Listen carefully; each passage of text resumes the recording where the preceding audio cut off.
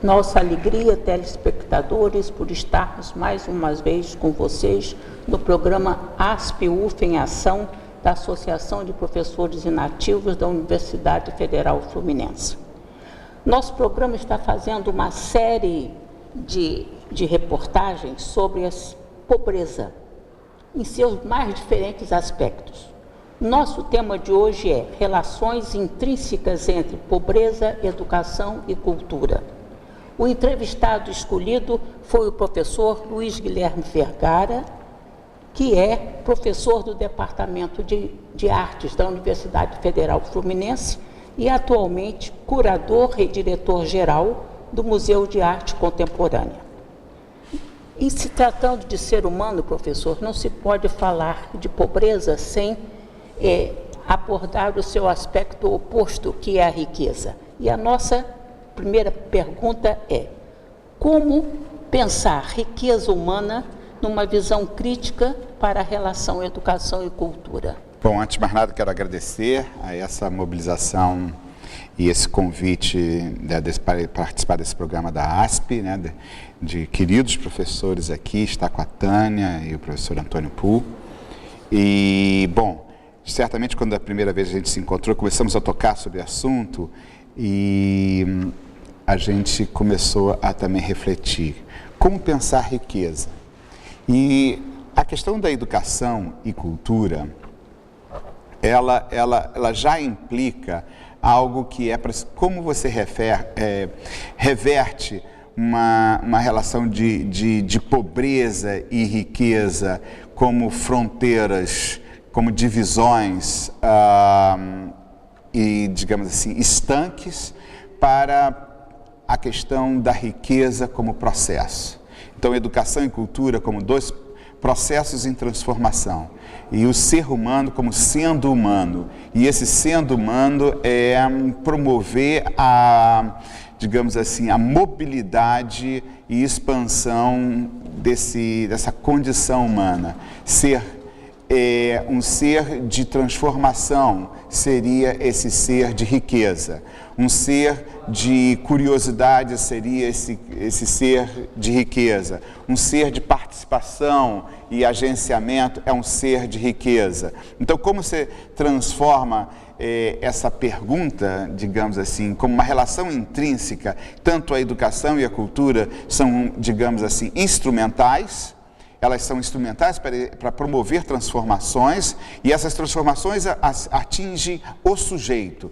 Esses sujeitos serem, né, afetados e também sujeitos transformadores da sociedade. Então, aí está a relação que se, digamos assim, rompe com, digamos assim, um positivismo entre riqueza e pobreza. Não há um sujeito digamos assim, sem riqueza.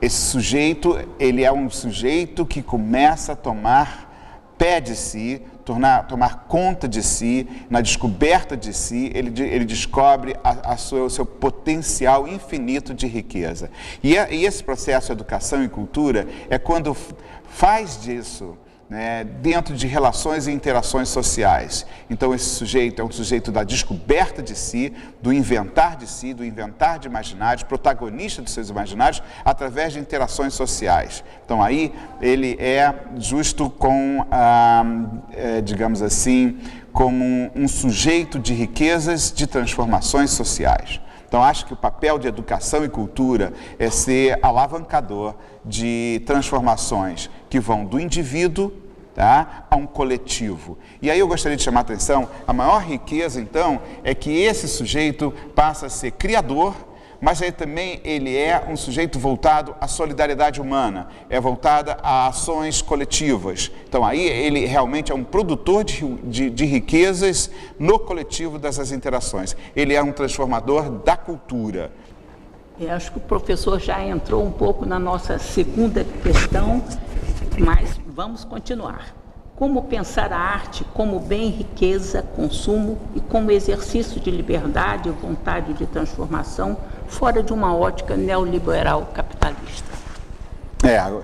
Essa segunda pergunta já é uma continuidade, né? Como pensar a arte, né, entre educação e cultura, como pensar a arte entre educação, como uma membrana, como uma película, que ela é educação, então ela é sujeito de transformação, a arte ela é o produto desse sujeito em transformação social, transformado pela sociedade também, é esse sujeito também que ele é voltado para uma constante criação de imaginários novos. Então, essa criação de imaginários novos, ela tem, digamos assim, uma ambivalência. Ela é produto e ela é um bem, ela é uma dádiva, e aí ela alimenta essa circulação de bens, mas ela também é processo. Daí, então, como se rompe, a pergunta é como se rompe essa dicotomia entre a arte produtora de bens para uma determinada classe de consumo, tá? Acomodada entre sujeitos espectadores e sujeitos do espetáculo, e a arte como uma alavanca intrínseca a essa transformação humana, que ela se dá como processos e vontades de criação, vontade de partilha do sensível, vontade de gerar novos imaginários compartilháveis. Então é essa, digamos assim, essa bifurcação que entre ser produto, ser bem, ser consumo ou ser processo. Romper essa bifurcação para ser ambos. Ela é bem, ela é produto e ela é processo de transformação. Bem, professor, agora vamos fazer uma pergunta que diz diretamente a respeito à sua atual função aqui de curador e diretor do MAC, não é? Nós perguntamos ao senhor qual a visão ou o papel do MAC para essa perspectiva que o senhor acabou de abordar. Tá. Realmente o MAC, eu acho que é um caso muito singular, onde esses dois lados estão como uma banda de Möbius. A banda de Möbius é uma fita que se dobra e o dentro vira fora e o fora vira dentro. A banda de Möbius, ela representa uma dissolução de opostos, dentro e fora. Dissolução de bens, né, em processos em bens. Então o MAC, ele tem essa potência de reversão, de inflexão. Como assim? O MAC é uma obra de arte. O MAC é uma escultura pública, ele é um patrimônio. E ele é um patrimônio que chega à cidade de Niterói. Então, enquanto monumento, ele é um patrimônio da cidade de Niterói, ele é uma dádiva, ele foi criado por um artista que pensou a paisagem modelando uma forma. Então, o MAC tem essa condição internacional de monumento. Por outro lado, o MAC, ele é paradigmático que nele habita, né, sementes de futuro. Nele habita uma condição de processos de transformação social. Então, ver o MAC, digamos, como essa banda de Möbius, dentro e fora, é vê-lo como um monumento, como obra de arte, mas também vê-lo como um processo gerador de transformação social. E aí está o maior desafio, porque ele é uma escultura social de agenciamentos, de encontros, e que, ao mesmo tempo que ela alcança uma visão simbólica de futuro, de transformação da sociedade de novos valores, ele também, o MAC é um museu de arte contemporânea, enquanto um laboratório dessas transformações, seja para uma ação ambiental, né, cruzando diferentes desigualdades sociais, trazendo essas desigualdades como potências de múltiplas vozes, e ele também é um laboratório de produção de novas linguagens artísticas expostas em interações sociais. Dessa forma, o museu deixa de ser apenas um monumento para ser um museu fórum, um museu de encontros. E aí está a sua dimensão de ser, né, e de potência de ser para o século XXI. E agora mais uma pergunta, professor. Quais os caminhos em processo para essa realização? Eu diria caminhos e desafios em processo. Os caminhos e desafios em processos, eu diria assim, o arte e ação ambiental é um dos caminhos e desafios em processo.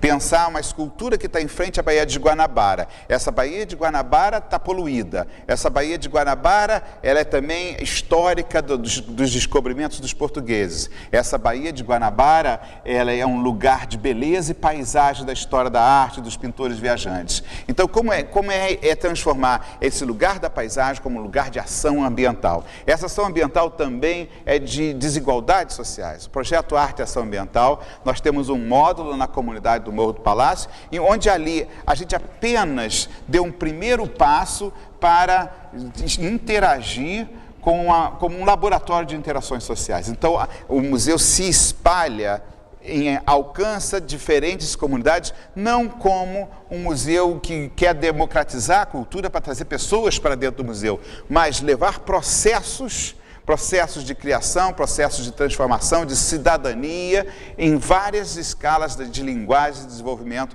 para comunidades. Além disso, o outro é recuperar um projeto chamado Artista Pesquisador. Então, você ter convocatórias de exposições convidando artistas como pesquisadores para o avanço dessas linguagens em interações sociais. Esses dois caminhos, se um investe no artista como aquele que está formulando novas linguagens de criação e expressão, no outro é levando processos para, que o museu seja parte de uma cidade que quer gerar cidadania, gerar mobilidade e justamente gerar uma condição de seres humanos de riqueza e transformação social pelo um processo de criação coletiva. Eu acho que esses são os caminhos, mas eu acho que são muito mais ainda como germes e sementes e desafios ainda para serem percorridos. No segundo bloco, o senhor ainda vai falar mais alguma coisa sobre isso, mas nós ainda temos um tempinho. O senhor poderia dar mais algum exemplo de como esse processo se realiza? Como esse processo está sendo projetado, enfim, eu vou dizer, como é um processo, então, digamos, ele está se realizando na fecundação, por exemplo, de convidar novos artistas, educadores, para atuarem dentro do módulo. Gerar escutas dentro do módulo de ação comunitária, para promover esse agenciamento. Mas ele também envolve uma convocatória de vários setores da Prefeitura, a Secretaria Municipal de Educação, a Secretaria do Meio Ambiente, a Secretaria dos Direitos Humanos, para atuarem em uma ação conjunta. Então, o museu ele é um agente de ações intersetoriais. Dentro da universidade, da mesma forma, convocando diferentes departamentos, como aqui estamos aí com a extensão da universidade, que departamentos possam ter aqui, encontrar aqui um laboratório de pesquisa, extensão e ensino. Muito obrigada, professor. Nós estamos terminando esse primeiro bloco, mas fique conosco, telespectador, para saber mais sobre o tema, nosso tema de hoje, que é relações intrínsecas entre pobreza, educação e cultura, que nós estamos entrevistando o professor Luiz Guilherme Vergara. Continue conosco para o segundo bloco.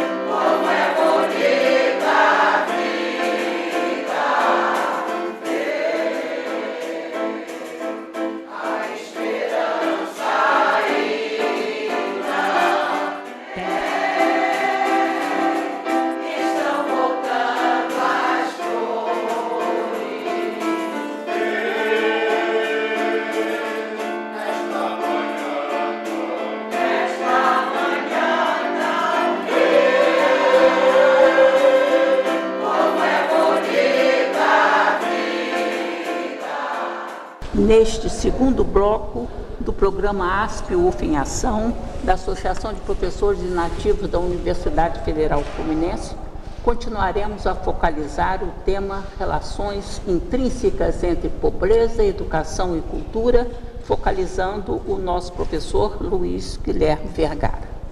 E a nossa pergunta agora, professor Vergara, é: como você gostaria de explorar mais sobre esses caminhos em processo dentro e fora do MAC? Uma pergunta que o senhor brilhantemente já havia começado no primeiro bloco.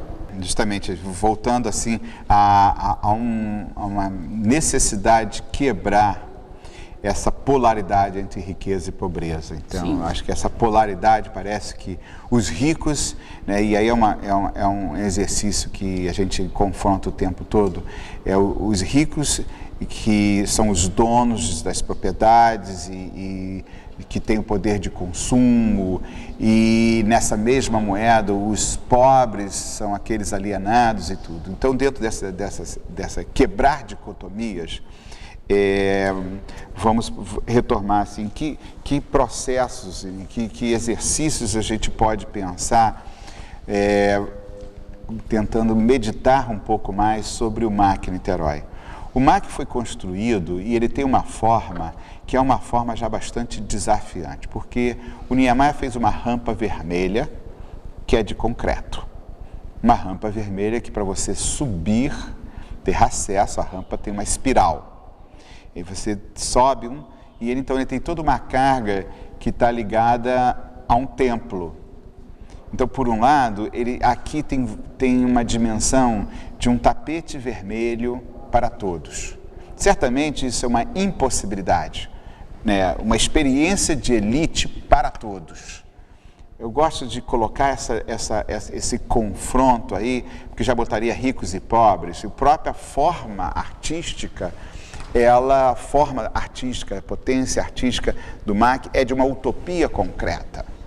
O próprio Niemeyer vai falar que eu quero ter uma forma de beleza tão diferente, tão inusitada, que eu possa atrair ricos e pobres.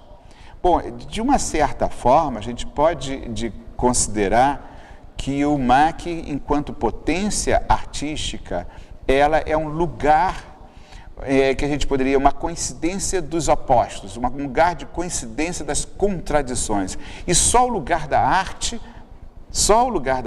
pode ter essa potência mediadora, onde se suspendem essas contradições, riqueza e pobreza. Então aqui é um lugar de convergência, de um espaço suspenso, literalmente é um espaço suspenso, em que tem uma rampa vermelha. Então, a partir dessa premissa concreta, nós podemos pensar em caminhos. Então, a própria forma artística inaugura esse lugar, e essa forma artística tem uma intuição. O que é essa intuição? É um devir. Então aqui tem um lugar de devir, de uma visão, de um visionário, de uma visão em que ela está concreta, ela é tempo presente. Então é esse exercício que você tira da forma artística a intuição de devir. Então a gente pode dizer que essa intuição de devir está justamente nessa, digamos assim, nessa migração, nessa dissolução entre, digamos, essas fraturas ricos e pobres. Aqui então a gente pode dizer, mas que riqueza a gente pode falar e que pobreza a gente pode falar que se dissolve? O que se oferece pelo campo artístico? O que se oferece pelo esse laboratório social da arte, esse laboratório público da arte? É uma riqueza de gerar criadores, uma riqueza de gerar interações sociais, uma riqueza de gerar o estar junto. Talvez essa seja uma riqueza da solidariedade. Poderiam pensar, então, o que está em processo aqui é o próprio lugar inaugurado do devir. E esse lugar inaugurado do devir também está inaugurando o lugar da arte, um lugar da arte para o século XXI. Então, o que a gente pode pensar e o que a gente está pensando dentro desses caminhos concretos aqui? As exposições que nós temos, elas lidam com o espaço do museu como uma obra de arte. Os espaços do museu como obra de arte sejam a varanda, o lugar da varanda que é vazado, ao mesmo tempo que vazado para as pessoas olharem para fora, ele é vazado para que a paisagem penetre. Então isso há uma semiótica de trocas, o mundo de fora e o mundo de dentro, o museu é o mundo. Então, como você oferece a varanda para os artistas estarem construindo um discurso que ele está dentro de um lugar de interseções. Então, criar projetos especiais na varanda, onde a paisagem interpenetre com o percurso caminhar da varanda. Nós estamos com uma exposição aqui na varanda, que é do artista convidado, o Edmilson Nunes, que convida, por sua vez, um grupo de artistas que foram seus alunos. Então, a relação de professor e aluno se dá ali quando ele convida, e propositalmente a gente convidou esse grupo de artistas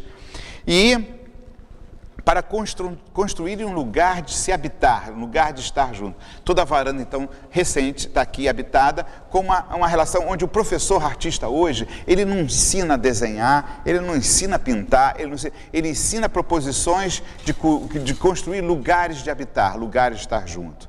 Nós estamos aqui com a exposição do Joseph Beuys e essa res pública, conclamação para uma alternativa global. E ela foi, uma cooperação entre o Rafael Hadi, que é um instituto brasileiro e alemão, que tem um laboratório, um instituto de produção cultural em Brasília e na Alemanha, em Munique, e através do Rafael Hadi construímos uma parceria com a Galeria Thomas em Munique.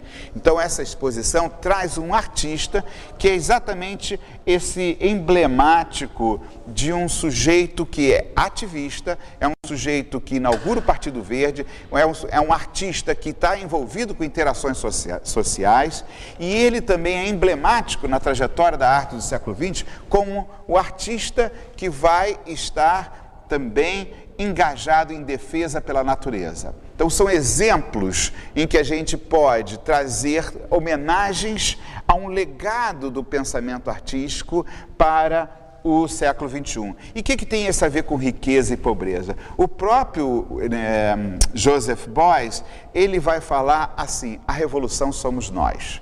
Então, essa revolução somos nós é o artista já tendo uma visão provocadora de que todos devem ser parte de um processo, primeiro, que começa com um indivíduo de ser o transformador de si próprio. Então, há uma revolução até pedagógica no papel que a gente celebra em Joseph Beuys. A revolução somos nós somos criadores, todos são artistas. Então, nesse sentido, a gente está inaugurando, celebrando um caminho que precisamos, digamos assim, identificar quais são as viradas do sentido da arte e dos artistas no mundo atual. Coincidentemente, nós tivemos em junho as manifestações onde todos estavam na rua reivindicando uma democracia direta, reivindicando um processo de justiça contra a corrupção e transporte, acessibilidade. Então, nesse sentido, nós temos aí um grande ponto de inflexão.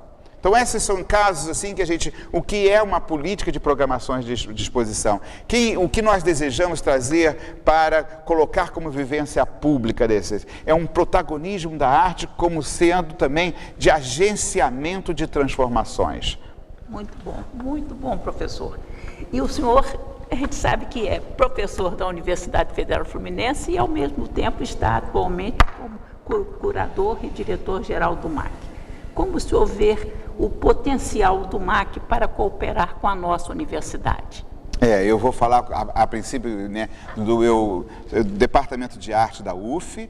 Nós temos um curso de produção cultural de graduação e um curso de arte em graduação. E em pós-graduação, nós temos um mestrado em estudos contemporâneos da arte e temos também cultura e territorialidade. Então, dentro dentro do Departamento de Arte, mas depois temos Instituto de Arte e Comunicação Social, nós temos cursos de mestrado com saúde. Um modelo dessa colaboração foi um projeto desenvolvido que estou querendo resgatar, é um projeto chamado Comuniarte no Morro do Palácio. Nesse projeto, nós atuamos com uma equipe de professores de diferentes departamentos, professores, inclusive eu, departamento de arte, mas tinha um departamento de saúde na comunidade, o professor Luiz Ubner, nós tínhamos a Sônia Monerá, de letras e literatura, nós tínhamos o Paulo Carrano, da educação, Marli, que estava da geociência. Então, nesse conjunto, nós tivemos estudantes da UF, desses nossos cursos, com os jovens da comunidade, num projeto engajado, onde todos os professores, alunos e jovens da comunidade atuaram explorando a riqueza e as potências da comunidade. Nós apenas cumprimos um papel de aprendizado recíproco. Os estudantes da UF se envolveram com os jovens da comunidade. Não foram ali, no caso de nós ensinando, levando riquezas para lá, mas simplesmente sermos agentes catalisadores de um trabalho de potencialização de protagonismo, de produção de imaginários, de mapeamento de um instrumental deles mesmos se reconhecerem como riqueza. Riqueza que eles mesmos também entrevistando outras gerações da comunidade. Esse é um projeto para mim que é uma pérola para a gente ver possibilidades de parceria com a UF envolvendo vários departamentos, num processo que todos estavam envolvidos em aprendizagem e extensão. Então, acho pensar dessa forma é muito rica. Um outro projeto que para mim é uma visão muito importante ainda a ser desenvolvido, que é um projeto de gestão integrada dos museus e aparelhos culturais da Boa Viagem. Então, aqui o MAC, que recebe 20 mil visitantes por mês, nós temos aqui o Estado, o Museu Antônio Parreiras, temos aqui o Museu Histórico aqui do Ingá, temos o Solar do Jambeiro, o Museu Janete Costa, temos a Ilha da Boa Viagem. Como esse conjunto é uma ilha para ser abraçado como um laboratório de extensão, de ensino, de cenários de aprendizagem, onde todos esses cursos podem ser, praticantes de um novo território da cultura, seja em economia criativa, seja em práticas da arte contemporânea, que não são só de produção de objetos para expor, mas de processos de leitura de mundo. Então, reconheço nessa Boa Viagem, nessa gestão integrada, um grande tesouro, em que envolve todos os departamentos, diferentes cursos, como aqui, toda a Boa Viagem, estudos entre aparelhos culturais do Estado e do município, interseções entre produção de ensino, aprendizagem e extensão, e num processo que gerar gestões sustentáveis de cidadania cultural. Aí está um outro exemplo muito importante, digamos assim, ainda temos que desenvolver isso muito. Vocês estão vendo, telespectadores, assim, a riqueza que nós temos do nosso MAC. E, infelizmente, o nosso programa já está chegando ao final, professor Luiz Vergara, mas em nossa última pergunta, nós queríamos perguntar ao senhor como pensar um museu como o MAC na construção do conhecimento e da transformação. E o senhor já vai fazendo naturalmente, ao final, as suas considerações finais, porque, infelizmente, nós não podemos explorar mais, porque o nosso tempo já está terminando. Eu penso que essa produção de conhecimento, é fundamental pensar a parceria com a Universidade Federal Fluminense. Então, pensar que o campo da arte é um campo que nasce transdisciplinar. Então, aqui é um laboratório. Então, minha proposta de laboratório, o laboratório é o lugar de experimentações de ensino, experimentações de produção e formação de conhecimento. É um laboratório reflexivo, com uma estrutura viva para professores, para pesquisadores, para os alunos da UF e para a sociedade também. Então, dessa forma, eu vejo a produção de conhecimento é algo hoje em dia que se fala, é uma produção coletiva. Então, isso aí rompe-se com dois modelos de produção de conhecimento. Um que é a universidade, ela oferece um conhecimento para a extensão da sociedade, ou que o museu oferece valores para a sociedade. Então, nesse sentido, essa construção deve ser coletiva e o laboratório de integrações é fundamental. Então, o museu como esse laboratório.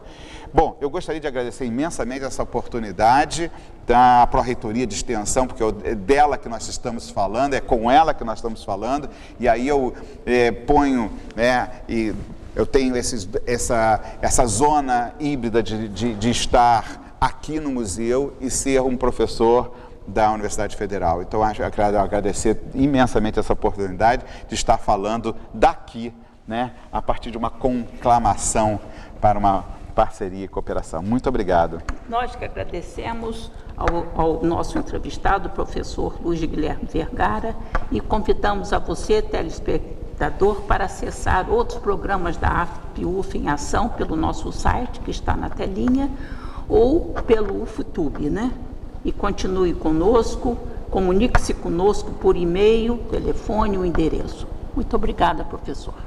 Obrigado. Até o próximo programa.